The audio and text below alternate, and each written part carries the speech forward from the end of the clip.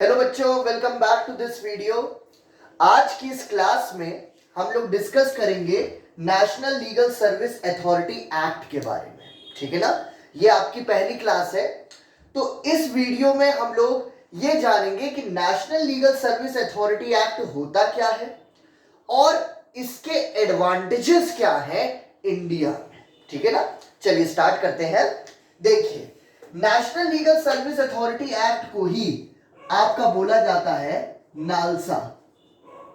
NALSA एक short form लिया गया है इसका, कि अगर कोई पूरा अगर आप लिखे तो इससे अच्छा नालसा लिख दीजिए तो भी समझ में आता है, national legal service authority act. देखिए, इसमें एक सबसे इंपॉर्टेंट आर्टिकल है, वो है article 39A of the constitution. ठीक है, देखिए article 39A of the Indian constitution क्या बोलता है। It provides free legal aid to the weaker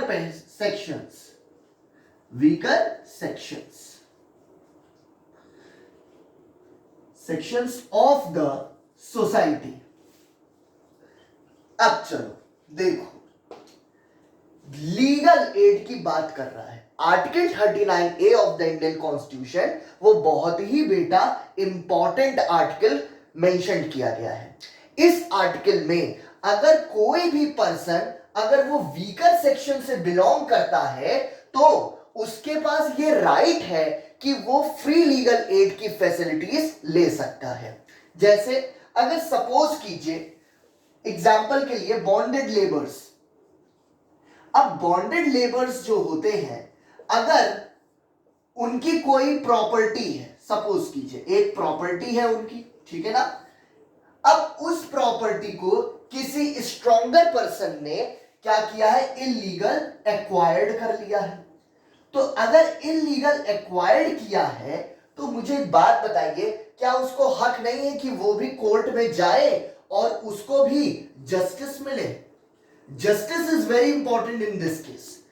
क्या उसको हक नहीं है? ऑफ कोर्स है, लेकिन उसके साथ सबसे बड़ी जो प्रॉब्लम है वो ये है कि भैया अगर वो कोर्ट में जाएगा तो लॉयर को पैसा दो, फिर उसके बाद एफिडेविट का पैसा दो, फिर तमाम तरीके की जितनी भी जो है केसेस से रिलेटेड पेपर्स होंगी, उन सब का भाई कोर्ट में तो हर एक चीज का बेटा पैसा लगता है। अगर आप कोर्ट चले जाइए तो आपने कोर्ट के अंदर जैसे ही गए आपकी जेब से पैसा निकलना शुरू हो जाता है। कभी ये चीज पर, एफिडेविट पर, कभी यहां पर 500 रुपए दो, वकील को फीस दो, कोर्ट फीस दो, फिर फोटो स्टेट की फीस दो, पैसा दो उसका भी, हर चीज की तमाम तरीके का पैसा जाता है, जिसका अप्रोक्सीमेट जो एक लिया जाए तो कम से कम कुछ नहीं तो बेटा 20,000 रुपए लग जाता है, आराम से लग जाएगा। क्यों? क्योंकि आज के समय में छोटा सा छोटा वकील भी, जो सबसे छोटा वकील होगा, वो भी अपनी फीस कितनी लेगा? 12,000 रुपए। वो बोलेगा 15,000, मिलेगा उसको 12,000, या मान लीजिए 10,000, इससे कम तो कोई नहीं लेता। अब जो लेबर है वो भैया एक दिन का कमाता कितना है? 500 रुपए। सोचिए, एक दिन का वो 500 रुपए कमा रहा है, वो कहां से 20,000 रुपए खर्च करेगा? तो article 39A of the Indian constitution वो ये कहता है कि जो लोग फ्री में लीगल एड्स फैसिलिटीज चाहते हैं और अगर वो वीकर सेक्शन से बिलोंग करते हैं तो उनको सारी फैसिलिटीज फ्री ऑफ कॉस्ट दी जाएगी। ठीक है, अब जो national legal service authority act है, इसका रोल क्या होता है? देखिए, अब अगर माना जाए, देखिए अगर बॉन्डेड लेबर्स की हम बात करें तो एक चीज बहुत इंपॉर्टेंट आ जाती है कि आर्टिकल 39A वो केवल और केवल बोलता है free legal aid to the weaker sections, लेकिन अगर आप आर्टिकल 14 में आइए तो आर्टिकल 14 दो पॉइंट ऑफ व्यू पे बोलता है, इक्वालिटी बिफोर लॉ और इक्वल प्रोटेक्शन ऑफ लॉ। देखिए, अब अगर इन दो पॉइंट ऑफ व्यू से देखा जाए तो इक्वल प्रोटेक्शन ऑफ लॉ सारे सिटीजन्स को मिलना चाहिए, ये बोला जाता है। अब मुझे बताइए, अगर मान लीजिए हमारी कोई एक प्रॉपर्टी है, ठीक है ना, अगर हमारी कोई एक प्रॉपर्टी है और वो डिस्प्यूटेड है तो हम तो आराम से केस लड़ लेंगे, आप भी केस लड़ लेंगे, कोई भी लॉयर हायर कर लेंगे, ठीक है ना। आप सारी फैसिलिटीज खुद से कर सकते हैं। क्यों? क्योंकि आप जो है वीकर सेक्शन से बिलोंग नहीं करते। लेकिन अगर कोई पर्सन वीकर सेक्शन से बिलोंग करता है तो क्या उसको हक नहीं है कि वो भी लॉयर को अपने हायर कर सके, वो भी लॉयर को अपॉइंट कर सके अपने लिए, वो भी कोर्ट में जाए और जस्टिस ले सके? क्यों? क्योंकि उसके पास पैसे नहीं है। तो ऐसा नहीं है, अगर कोई भी पर्सन वीकर सेक्शन से बिलोंग करता है तो उसको भी इक्वल प्रोटेक्शन मिलेगी लॉ में, जो कि आर्टिकल 14 कहता है कि equal protection of law should be given to all the citizens of this country. India के जितने भी सिटीजन्स हैं सबको इक्वल प्रोटेक्शन मिलना चाहिए लॉ का। आर्टिकल 14 सबसे पहले इसका जो कॉन्सेप्ट था वो आया था एवी डाइसी से, इस चीज को याद रखिएगा। एवी डाइसी ने आर्टिकल 14 का कॉन्सेप्ट दिया था। जो इक्वालिटी बिफोर लॉ है ये इंग्लिश कॉमन लॉ से आया था, इंग्लिश कॉमन लॉ, और जो आपका इक्वल प्रोटेक्शन ऑफ लॉ है ये आपका अमेरिकन कॉन्स्टिट्यूशन से एडॉप्ट किया गया है, याद रखिएगा, ठीक है ना। अमेरिकन कॉन्स्टिट्यूशन से इस इक्वल प्रोटेक्शन ऑफ लॉ के जो ये कोटेशन है इसको एडॉप्ट किया गया था इंडिया में। क्यों? क्योंकि इक्वल प्रोटेक्शन ऑफ लॉ, इसमें कोई डिस्क्रिमिनेशन नहीं है। अब अगर हम किसी वीकर सेक्शन को ये फ्री में फैसिलिटीज नहीं प्रोवाइड करते हैं तो क्या उसके साथ आर्टिकल 14 का तो जो वायलेशन है सो है, आर्टिकल 15 का भी तो बेटा वायलेशन होगा, जो कि कहता है प्रोहिबिट्स डिस्क्रिमिनेशन, प्रोहिबिट्स डिस्क्रिमिनेशन। देखिए, प्रोहिबिट्स डिस्क्रिमिनेशन मतलब आप किसी भी पर्सन के साथ डिस्क्रिमिनेशन नहीं कर सकते।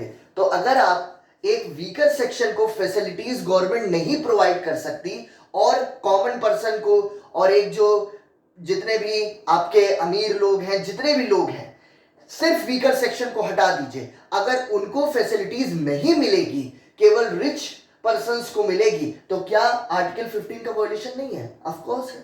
तो आर्टिकल 14 और आर्टिकल 15 इन दोनों का वायलेशन माना जाएगा। इसलिए article 39A of the Indian constitution, इसको कॉन्स्टिट्यूशन में इंसर्ट किया गया था ताकि फ्री लीगल एड सारे वीकर सेक्शंस को सोसाइटी में मिल सके, ठीक है। अब मैं आपको बताऊंगा कि ये जो नालसा है इसका काम क्या होता है। अब आर्टिकल 39A आपको एकदम क्लियर हो गया होगा कि ये सिर्फ और सिर्फ लीगल सिस्टम की बात करता है, वीकर सेक्शंस की बात करता है, और ये बोलता है कि वीकर सेक्शंस को फ्री में सारी लीगल एड की फैसिलिटीज गवर्नमेंट प्रोवाइड करेगी। अब देखिए, ये जो गवर्नमेंट प्रोवाइड करेगी फ्री में, भाई इसके भी तो कुछ होंगे ना कि भाई किन पॉइंट्स पे कैसे करेगी, अब उसका भी बताया गया है। देखिए, जो नालसा है आपका, नालसा का वर्क क्या होता है? नेशनल लीगल सर्विस अथॉरिटी का फंडिंग रेज करना, फंडिंग रेज करना।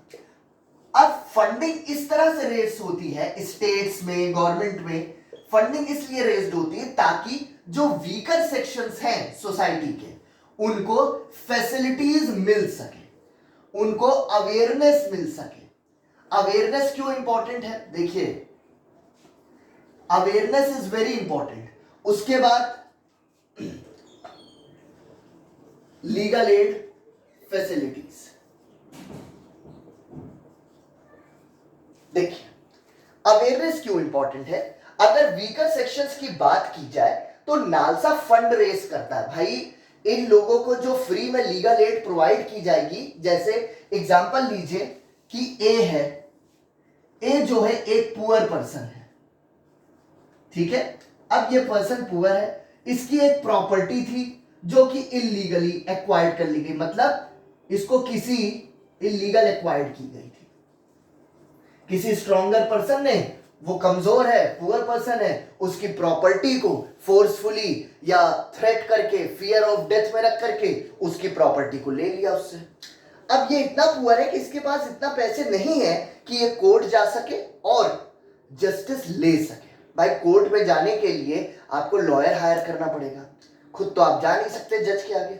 तो अब इसको फ्री लीगल एड प्रोवाइड की जाएगी, लेकिन बेटा ये जो फ्री लीगल एड इसको दी जाएगी उसके लिए सबसे ज्यादा जो इंपॉर्टेंट है वो ये है कि पैसा देगा कौन। ये जो पैसा लॉयर्स को और तमाम तरीके के जो भी जितनी भी कॉस्ट आएगी जब ये एक लीगल एड की लेगा, तो वो कॉस्ट देगा कौन? वो कॉस्ट बेटा फंड रेस करती है कौन? नालसा। जैसे इनका अगर लॉयर मान लीजिए ए का लॉयर बी है, ये लॉयर है, ये जो है ये किसके फेवर में लड़ेगा केस? ए के फेवर में। लेकिन इनकी जो भी फीस होगी वो फीस इनको कौन देगी? वो देगी गवर्नमेंट। और गवर्नमेंट को ये जो फंडिंग मिलती है वो किससे मिलती है? वो मिलती है नालसा से। देखो नालसा जो है वो फंडिंग करता है गवर्नमेंट को, गवर्नमेंट वो फीस देती है या फंडिंग करती है जो भी लीगल एड्स होते हैं उनके लिए कि वो उनको भी प्रॉपर जस्टिस इंडिया में मिल सके। ठीक है, अब देखिए जो ये नालसा है इसके और भी क्या काम होते हैं। देखिए अगर नालसा की बात की जाए तो एक जो सबसे इंपॉर्टेंट आ जाता है वो ये आता है बेटा अवेयरनेस। ये जो पॉइंट मैंने लिखा है अवेयरनेस, ये बहुत इंपॉर्टेंट है। क्यों इंपॉर्टेंट है ये बता दें। अगर आप किसी भी विलेजर के पास जाएंगे, गांव में अगर आप जाएंगे और आप अगर वहां पे देखेंगे आगे चल के, अभी आप जब इंटर्नशिप्स करेंगे तो आपको बहुत से मौके मिलेंगे कि आप जाएंगे विलेजेस में, बाकी जगहों पे जहां पे डिस्प्यूट्स होते हैं, ताकि आप अवेयरनेस दे सके। तो उनके दिमाग में जो कॉन्सेप्ट है वो ये है कि नहीं भैया अगर हम कोर्ट जाएंगे तो सिर्फ और सिर्फ हमको इनजस्टिस मिलेगा। क्यों? क्योंकि हम गरीब हैं, हमारे पास पैसे नहीं हैं, इसलिए कोर्ट हमारी बात नहीं सुनेगा। ऐसा नहीं है, वो आपके दिमाग में बाय बर्थ वो चीजें डाल दी गई है, इंजेक्ट कर दी गई है जो आपके दिमाग से निकल नहीं पा रही है। इंडिया में जो जुडिशरी है वो इंडिपेंडेंट जुडिशरी है। इंडिया का कोई भी जज वो गवर्नमेंट से कनेक्टेड नहीं होता कि गवर्नमेंट से कनेक्टेड है। जज और कोर्ट जो भी काम करती है वो बाय लॉ करती है विदाउट एनी इंटरफेरेंस। उसमें किसी पर्सन का भी इंटरफेयर नहीं होता, इस बात को याद रखिए। तो अवेयरनेस ये है कि तरह तरह की नालसा का काम होता है पॉलिसीज भी बनाना, पॉलिसीज बनाना, स्कीम्स बनाना, ताकि ये जो अवेयरनेस है ये मिल सके लोगों को। तरह तरह के कैंपेन्स करने ताकि लोग ज्यादा से ज्यादा वीकर सेक्शंस को अवेयरनेस हो कि भैया नहीं, अगर हम कोर्ट जाएंगे तो हमको फ्री में सारी फैसिलिटीज मिलेगी। क्यों? क्योंकि हम वीकर सेक्शन से बिलोंग करते हैं। बस शर्त यह है कि आप वीकर सेक्शन से बिलोंग करते हो। अब उसकी मैं अभी आपको एलिजिबिलिटी क्राइटेरिया बताऊंगा कि वीकर सेक्शंस में कौन कौन से लोग आते हैं। लेकिन यहां पे इंपॉर्टेंट ये है कि जो लीगल एड की फैसिलिटीज प्रोवाइड की जाएगी वो कौन कौन सी होंगी। अब इसको देखते हैं। देखिए अगर देखा जाए तो मैं आपको कुछ पॉइंट्स बताता हूं जिसपे फैसिलिटीज फ्री ऑफ कॉस्ट वो दी जाएगी। जैसे पहली, free of cost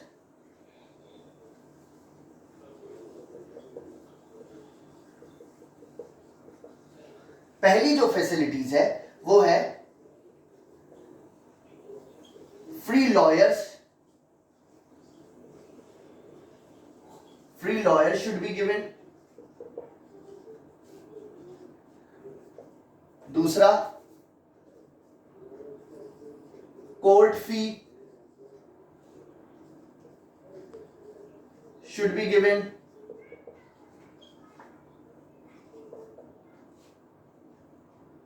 photo states,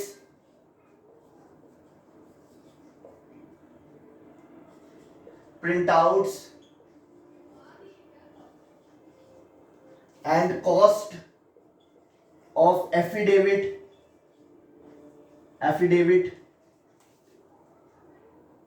cost of affidavit should be given. देखिए ये सारी चीजें और भी बहुत सारे जितने भी पॉइंट्स है, लीगल एड में जो फैसिलिटीज फ्री ऑफ कॉस्ट मिलेगी एक वीकर सेक्शंस को, वो जो वीकर सेक्शन से बिलोंग करते हैं उनको जो free of cost legal aid की फैसिलिटीज मिलेगी वो होगी फ्री में लॉयर। अगर आपका कोई भी डिस्प्यूट है तो ये बिल्कुल मत परेशान होइए कि हम लॉयर को अपॉइंट करेंगे तो हम उसको पैसे कहां से देंगे। आपको पैसे नहीं देने हैं, आपको बस कोर्ट जाना है अपने केस को लेकर के, लॉयर आपको फ्री में अपॉइंट किया जाएगा। दूसरा कोर्ट फी, बहुत इंपॉर्टेंट। देखिए एक बहुत इंपॉर्टेंट ये चीज है, जब भी आप कोर्ट में जाएंगे, whether district court, high court, supreme court, कहीं पर भी, तो एक कोर्ट की फीस होती है नॉमिनल, जो हर पर्सन को देनी होती है। मतलब ये नहीं कि वो पर्सन कोई भी ऐसा पर्सन हो जो बिना फीस दिए चला जाए, नहीं, कोर्ट की एक फीस है और वो बेटा आपको देनी ही देनी है। जैसे नॉमिनल इतना होता है, जैसे 4,000 रुपए, सुप्रीम कोर्ट अगर आप जाएंगे तो 6,000 रुपए, इस तरह से जैसे हायरार्की होगी उस तरीके से 2-3 हजार का फर्क होता है। तो ये जो कोर्ट फीस होगी ये बेटा कौन देगा, ये इसकी जो फंडिंग है वो करता है नालसा। नालसा इसकी फंडिंग करेगा, लीगल एड फ्री में आपको मिलेगी, ये पैसा आपको नहीं देना है। अगर आप वीकर सेक्शन से बिलोंग करते हैं तो नालसा आपके बिहाफ पे कोर्ट को सबमिट करेगा, लेकिन कोर्ट अपना पैसा लेगी, कोर्ट नहीं छोड़ती है।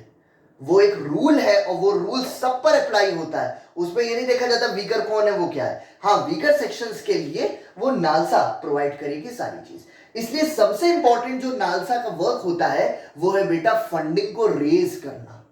एक बहुत बड़ी पैसा हमें चाहिए, कॉस्ट चाहिए, ताकि हम लीगल एड की facilities free of cost weaker sections को प्रोवाइड कर सकें और आर्टिकल 39A जो कॉन्स्टिट्यूशन में है इसकी रिस्पेक्ट कर सके। तीसरा देखिए, photo states, print out, cost of affidavit should be given. जितने भी तमाम तरीके के कागज होते हैं कोर्ट में, हाँ डॉक्यूमेंट्स होते हैं, उसकी प्रिंट आउट निकलवानी पड़ती है, सब कुछ होता है, उसमें बहुत सारे पैसे लग जाते हैं। वो सब एफिडेविट में पैसे लगते हैं, 400-500 रुपए इसी में लग जाएंगे। इस सब में जितना भी खर्चा आएगा वो आप नहीं देंगे। क्यों? क्योंकि आप वीकर सेक्शन से बिलोंग करते हैं। आपके बिहाफ पर नालसा फंडिंग करेगी और आपको सारी चीजें फ्री ऑफ कॉस्ट प्रोवाइड की जाएगी। अब जो सबसे इंपॉर्टेंट है वो ये है कि आप बस अपने केस को लेकर कोर्ट तक जाओ, घर नहीं आएगी कोर्ट। अब इतने भी नहीं हो गए हो कि दामाद हो गए हो सरकार की कि तुम्हारे घर आ जाएगी, जाना तुमको पड़ेगा, ठीक है ना। आपके लिए अवेयरनेस है, आपके लिए कैंपेन किया जा रहा है, आप अवेयरनेस लीजिए। अगर आपको नॉलेज नहीं है तो इसमें आपकी गलती है, कोर्ट की या गवर्नमेंट की गलती नहीं है।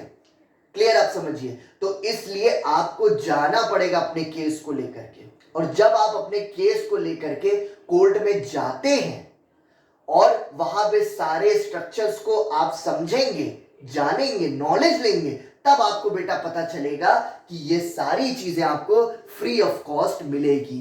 क्यों? क्योंकि आप वीकर सेक्शन से बिलोंग करते हैं। वीकर सेक्शन से कोई भी पैसा नहीं लिया जाता है, इस बात को याद रखिएगा, ठीक है। अब मैं आपको ये लास्ट इसका बताता हूं कि एलिजिबिलिटी क्राइटेरिया क्या है वीकर सेक्शंस का।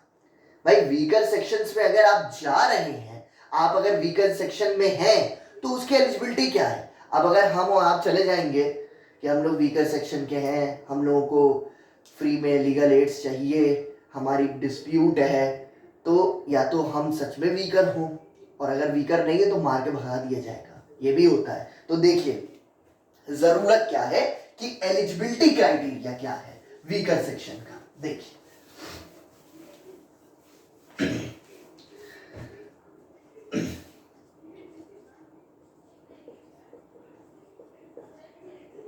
एलिजिबिलिटी क्राइटेरिया, देखिए एलिजिबिलिटी क्राइटेरिया की अगर बात की जाए तो सबसे इंपॉर्टेंट ये है कि women's and children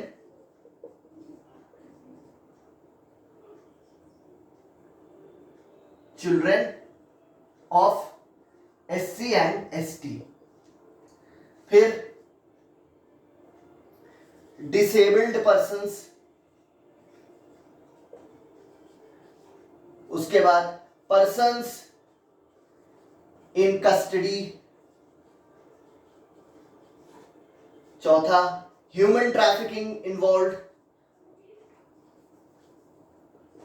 human trafficking, ठीक है। और देखिए लेबर्स जितने भी होंगे एक्सेट्रा, बहुत सारे हैं, ये सारे ये मतलब मेन है आपके, ठीक है ना। जो भी पर्संस SC और ST कास्ट से बिलोंग करते हैं, मतलब शेड्यूल कास्ट और शेड्यूल ट्राइब्स होते हैं, उनमें चाहे जो पर्संस है या वुमेन एंड चिल्ड्रन जो भी लोग हैं, अगर वो SC ST है तो वो एलिजिबिलिटी क्राइटेरिया होता है कि वो फ्री में लीगल एड फैसिलिटीज को पा सकते हैं। क्यों? क्योंकि ये वीकर सेक्शन से बिलोंग करते हैं। दूसरा डिसेबल्ड पर्संस, जितने भी डिसेबल्ड होते हैं, जो ठीक से चल नहीं पाते या थोड़ा सा पैर खराब है, किसी भी तरीके से अगर डिसेबिलिटी है बॉडी में, तो वो भी बेटा वीकर सेक्शन में बिलोंग करते हैं, ठीक है ना। बशर्ते बिलोंग करते हो। अब ये नहीं कि डिसेबल्ड पर्सन IAS ऑफिसर हो, ये भी नहीं है, वो वीकर में आता हो, मतलब उसकी इनकम वो जो है आपकी, इनमें जितने भी हैं इनकी जो इनकम है वो 1 लाख हो और 5 लाख से लेस हो, ये भी एक क्राइटेरिया है। देखिए 1 लाख रुपए हो या 5 लाख से कम हो, मतलब अगर इनकी कोई इसमें से किसी भी पर्सन की इनकम वो 6 लाख रुपए है तो वो वीकर सेक्शन नहीं माना जाएगा। तो इसलिए इंपॉर्टेंट ये है कि यहां पे 1 लाख रुपए उसकी इनकम हो पूरे साल की, या फिर 5 लाख से कम हो तो वो वीकर सेक्शन में इन्वॉल्व होता है। तीसरा पर्सन्स इन कस्टडी। अब मान लीजिए अगर कोई पर्सन है, SC है, ST है, या कोई भी वीकर सेक्शन से बिलोंग करता है पर्सन, वो कस्टडी में है किसी भी क्राइम में या किसी भी ऑफेंस में अगर वो है, तो अगर देखिए आज के समय में अगर कोई पर्सन जेल जाता है या कस्टडी में जाता है, पुलिस उसको पकड़ती है, अरेस्ट करती है, तो देखिए तुरंत वो अपने लॉयर को फोन करेगा। लेकिन ये वीकर है, इनके पास पैसे नहीं है, ये किसको फोन करें? तो इनको ये बताना पड़ेगा पुलिस ऑफिसर को पुलिस स्टेशन में कि हम वीकर सेक्शन से बिलोंग करते हैं। इनके लिए लॉयर वो कराए जाएंगे अपॉइंट, और वो लॉयर्स इनके बिहाफ पे इनके लिए केस को लड़ेंगे और केस की सारी चीजें देखेंगे, सारी बेसिक स्ट्रक्चर्स जो भी केसेस के होंगे वो हैंडल करेंगे on the basis of the persons in the custody. चौथा ह्यूमन ट्रैफिकिंग, बड़ा इंपॉर्टेंट। ह्यूमन ट्रैफिकिंग में बहुत से वीकर पर्संस के लोग इन्वॉल्व होते हैं, जो लोग क्रिमिनल्स होते हैं, जो लोग रैकेट्स चलाते हैं, चाहे वो ह्यूमन ट्रैफिकिंग हो, सेक्स रैकेट्स हो, ये सब में, इन सब में आप देखेंगे बेटा तो बहुत से लोग, ऐसे लोग इसमें इन्वॉल्व होते हैं जो कि वीकर होते हैं, जिसको आप कहते हैं मजबूरी का फायदा उठाना। तो बहुत से लोग होते हैं जो किसी के वीकर होने का, पुअर होने का फायदा उठाते हैं। तो अगर ऐसे ह्यूमन ट्रैफिकिंग या इन सब चीजों में कोई भी पर्सन इन्वॉल्व है, वो whether it is a male whether it is a female, इसमें हम कैटेगराइज नहीं कर रहे, कोई भी है, तो उसको फ्री में लीगल एड फैसिलिटीज प्रोवाइड की जाएगी। और लास्ट है आपका लेबर्स। लेबर्स हो गए, पर्सन्स हो गए, जितने भी ये सब है, इन सबको फ्री ऑफ कॉस्ट सारी लीगल एड फैसिलिटीज प्रोवाइड की जाएगी, अगर वो लीगल एड फैसिलिटीज के लिए एलिजिबिलिटी है तो। और सबसे इंपॉर्टेंट बात कि अगर आप किसी भी तरीके से यहां पर एलिजिबिलिटी क्राइटेरिया आपका हिट होता है, मतलब आप एलिजिबल है वीकर सेक्शन में, तो एक बात जान लीजिए कि कोई भी अथॉरिटी ये मना नहीं कर सकती कि नहीं, आपको फ्री में लीगल एड फैसिलिटीज प्रोवाइड नहीं की जाएगी। Of course you are eligible, और अगर आप एलिजिबल है तो आपको वीकर सेक्शंस में आप है तो आपको सारी free legal add facilities provide की जाएगी। इस बात को याद रखिएगा। बस मैंने जो बोला वो एक बहुत इंपॉर्टेंट हो जाता है कि आप बेटा बताइए कि आप वीकर हैं। अगर ये चीज आपके लिए बनाई गई है, अगर ये स्कीम्स और पॉलिसीज वीकर सेक्शंस के लिए बनाई गई है, नालसा अवेयरनेस दे रहा है, पॉलिसीज बना रहा है, आपको बता रहा है, उसके बाद भी आप नहीं जा रहे हैं। बहुत से लोग होते नहीं जाते, और इसलिए नहीं जा रहे हैं अरे कोई मतलब नहीं, सब फालतू की चीज है, ऐसा नहीं है। ये आपने अपने दिमाग, आपका दिमाग फालतू है, चीजें फालतू नहीं है। तो इसलिए यहां पे इंपॉर्टेंट ये है कि अगर अवेयरनेस आपको मिल रही है, पॉलिसीज बनाई जा रही हैं, कैंपेन्स हो रहे हैं, आपको पता चल रहा है, तो प्लीज उस चीज का फायदा उठाइए। उस चीज का फायदा उठाना बहुत इंपॉर्टेंट होता है। भाई आप लोग मुझसे पढ़ रहे हैं, मुझे फीस प्रोवाइड करते हैं, ठीक है। अब अगर आप मुझे फीस प्रोवाइड करते हैं तो उसका उसका लिए आपको क्या करना है भाई, आपको पढ़ना पड़ेगा ना, तभी आपके जो पैसा है वो वसूल होगा। तो सिंपल सी बात है, अगर आपके लिए ये सारी चीजें प्रोवाइड की जा रही है facilities under article 39A of the Indian constitution, तो ये इंपॉर्टेंट है कि आप उन फैसिलिटीज को पूरी तरह से एलिजिबल हैं अगर आप, तो उनका फायदा उठाइए, उनका प्रॉफिट आप लीजिए, ठीक है। तो आई होप कि सबको ये पूरा क्लियर हो गया होगा। किसी बच्चों को कोई भी डाउट है तो प्लीज पूछ सकता है, ठीक है ना, कॉल करके पूछ सकते हैं या क्लास में पूछ सकते हैं, जैसे भी आपको ठीक लगे, सुटेबल हो आप पूछ सकते हैं, ठीक है ना। See you in the next video, bye बच्चों।